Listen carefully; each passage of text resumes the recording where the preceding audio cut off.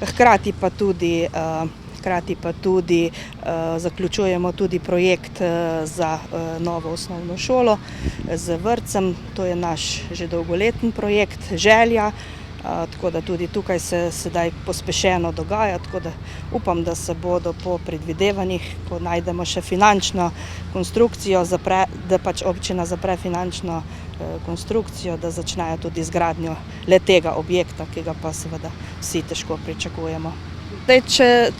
Kot sem rekla, če bo finančna konstrukcija, pa če bojo vse naše želje, predvidevamo, da bi se lahko začela gradnja z naslednjim letom. Tako da vsa dovoljenja so pridobljena in tako naprej, kar se tega tiče, tako da jaz upam, da bo tudi priprava se zdaj tudi te kanalizacije in tako naprej, tako da se bo vse skupaj navezalo, ne. Tako da to je super za nas, ja. Zdaj o zneskih težko govorim, v glavnem za letošnje leto je namenjeno za izgradnjo kanalizacije 400 tisoč evrov, za naslednje leto mislim, da tudi 400 ali celo 600.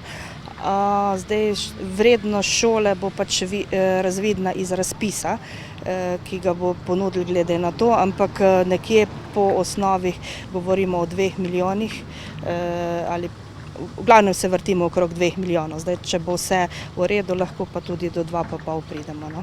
Tako da to je to, ja.